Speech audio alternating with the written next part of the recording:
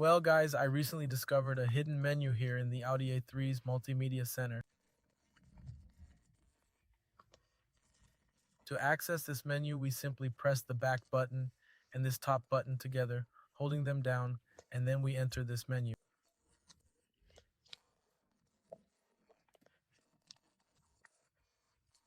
So watch as I click here, hold, and it opens the menu.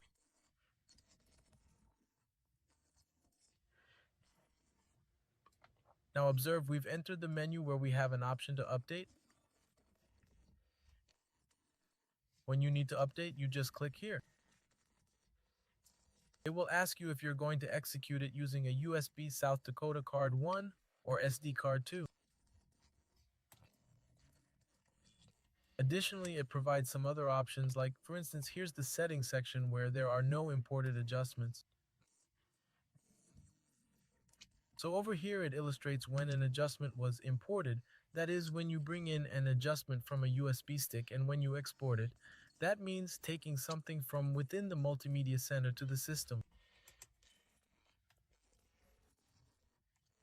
Here in the system section there are some applications, specifically the main unit application. It will display the settings in the software and it will show you the settings in the screen version, all precise. Down here, it's showing all the installed connections, those that are operational and those that are not. The ones that are active are marked as active, and the ones that aren't are labeled as res. For example, the Bluetooth app is active. So here in this car, we can see what is active and what is not. As an example, the online app is turned off. There is no V card. It doesn't exist, does it? There's nothing under the output listing. The online services and logger service sections list everything we have within the original multimedia system. It's quite interesting. The app car is pre-installed. It's an application so you can have access to the car menu and more. So here you can see various things like the navigation app.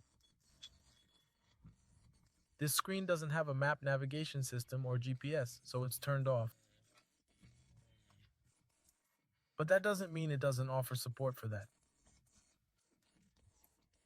We have everything in here like HDMI media, which would be an input inside the glove box, online SM, among many other things. There are many other things here inside which I found quite fascinating. Oh, my navigation system seems to be turned off, as in the Asian ship model. It's also off because this display doesn't have it. You know, the issue I mentioned about the GPS, but you can see here it's Google Maps. So the 2016 car is already equipped with that. These features were prepared inside the multimedia center. Quite interesting to know about this. There are plenty of other features too. There's a ton of stuff here up at the top as well. As I mentioned to you, the multimedia version, everything is fine. There is a section here about activation keys, right? So we have the keys here. These are the car release codes. So for example, this here is a code, here's another and another. So these are the codes for unlocking the car so you can log in. Remember to log in, export the code, transfer this code to a pen drive or memory card that you might have in the glove compartment, and you can import it too. You can also take files from inside and pass it here to be able to perform this coding.